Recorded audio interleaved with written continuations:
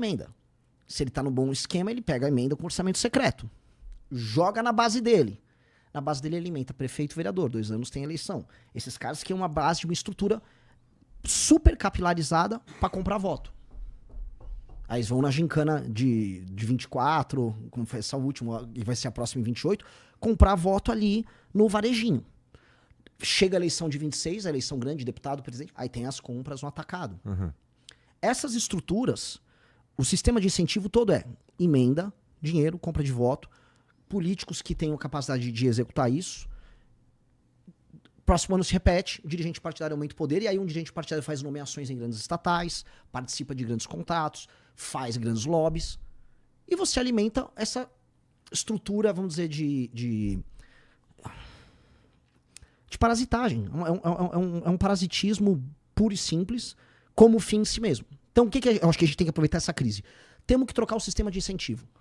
A gente não vai, a não ser que eu fale assim, vamos instituir uma ditadura, e não é o caso, a gente não vai dar uma marretada e sumir com os dirigentes partidários, ou sumir com uma cultura que eu acho que vem desde o período colonial brasileiro. A gente tem que só falar assim, cara, o seu incentivo é o seguinte, muda o incentivo. Se o seu incentivo for, se o seu prefeito, vamos supor, o prefeito lá da cidade do Arthur Lira, Arapiraca, se você melhorar tantos por cento sua cobertura de esgoto, você ganha 1 ponto. Você ganha um pontinho aqui, um pontinho azul. Se você melhora seu ranking do IDEB, seu desempenho metrificado, objetivo, em educação, mais 2 pontinhos. Você reduziu o número de homicídios e assaltos, ganha mais 3 pontos. Você soma uma pontuação, cada ponto significa tanto em ou fundo eleitoral, ou esse município poder receber uma emenda.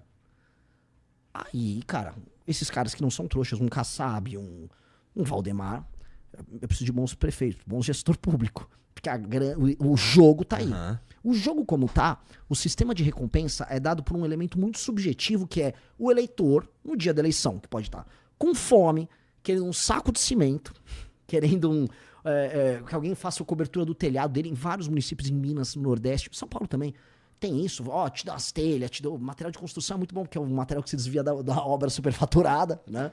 Você já faz o game já todo. Já tá inteiro ali. Já tá inteiro ali.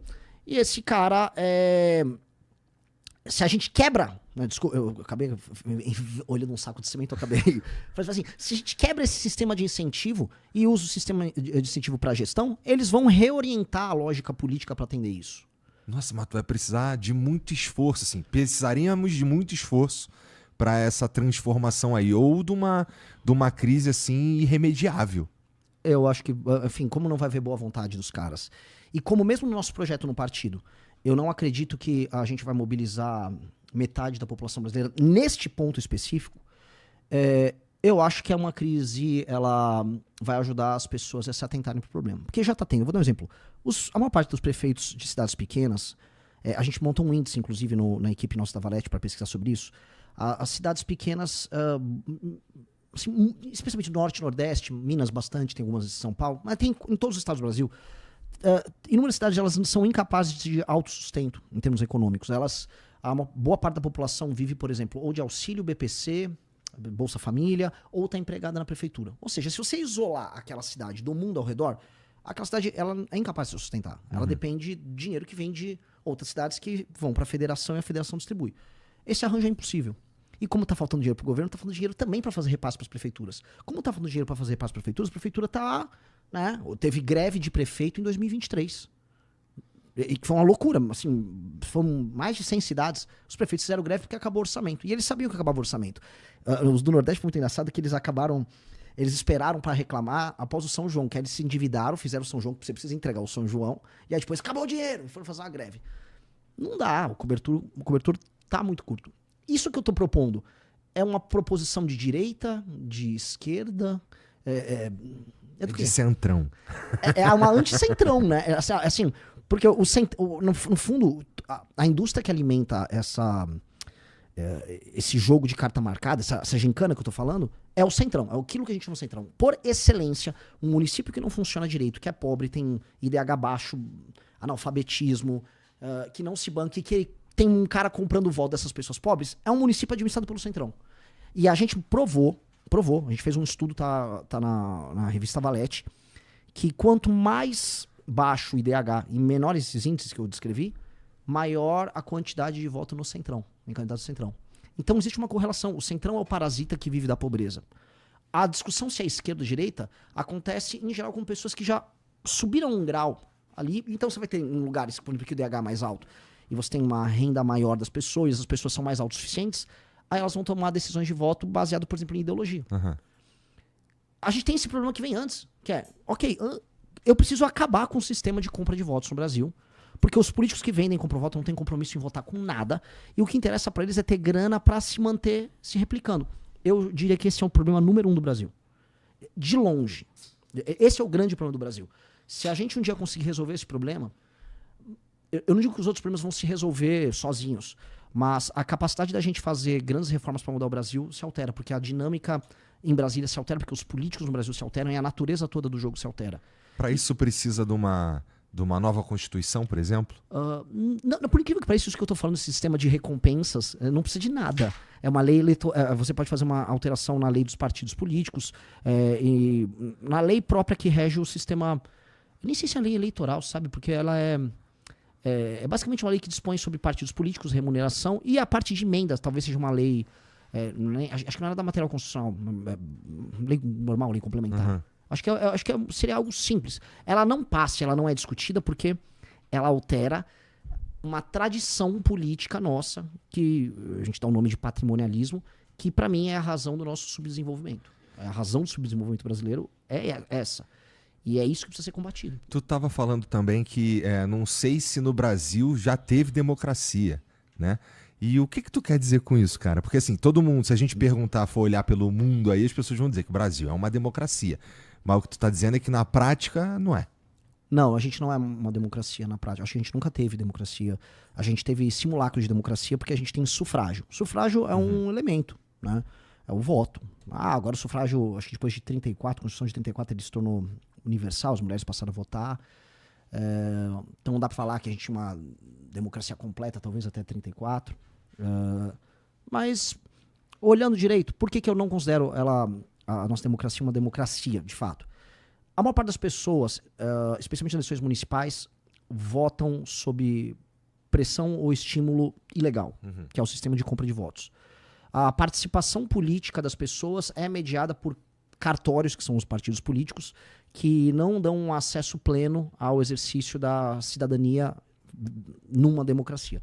Portanto, vamos falar da democracia que a gente tem de 88 para cá. De 88 para cá, a gente tem um regime partidário em que você não consegue ter candidaturas independentes e você tem que estar condicionado no município, no estado ou para concorrer a uma eleição federal a um partido e aos desígnios daquele partido. E montar partido se tornou cada vez mais difícil. Então, é uma participação, vamos dizer, democrática que a gente tem relativa. E na hora que você vai exercer o voto, ou melhor, desculpa, na hora que você vai disputar a eleição, você vai disputar a eleição contra um sistema em que o eleitor comete um crime vendendo voto. E, assim, os eleitores mais pobres, em geral, cometem esse crime. Eu não vou me queimar falando disso. Mas, assim, é real. Milhões de eleitores mais humildes ao redor do Brasil vão trocar o voto por um favor. E depois, quando o vereador é eleito, ainda ficava indo bater na porta do vereador. Preciso de uma cadeira de rodas. Não, consegue um saco de cimento. Não, furou o pneu da minha Kombi. É real. O Faustino, por exemplo, que é o nosso vereador em Natal, ele tem que botar uma placa. Não vou dar nada pra você. Se você está pedindo favor, vai embora. Porque assim, são às vezes dezenas de pessoas indo bater na porta do vereador pedindo. E o cara acha que ele tem direito a pedir aquilo. Ele acha que ele fez porque ele fez um favor. É uma troca, uma transação. Eu fiz um favor em votar você e fazer meus parentes votar em você. Em troca, você tem que me dar coisas. Porque eu sou o seu parceiro. Não é que o eleitor é uma vítima. O eleitor não é uma vítima. Porque a gente trata às vezes as pessoas como se fossem retardados, sabe? Tipo, esse eleitor é uma vítima. Não, o eleitor também sabe o que ele tá fazendo. O que ele entende como política não é o que a gente aqui entende. Entendi. Ele entende como política assim, eu participo aqui, esse cara me representa, ele cuida de mim, e eu também cuido dele, eu também trago os votos pra ele. Tem que me ajudar com isso aqui. Isso não é democracia. Isso é o clientelismo, o coronelismo adaptado pra regras burocráticas mais modernas, mas a gente ainda tá no século XIX, em certa medida. Entendi. E isso pra mim não é democracia.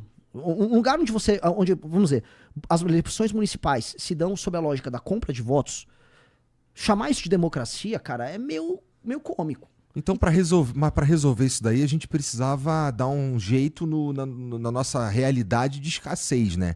Porque, assim, esses caras que nem você está falando, e eu já vi lá numa cidadezinha que eu frequentava lá na Baixada Fluminense, que a galera vendia voto mesmo, assim, não é nem muito incomum, nem sequer muito escondido.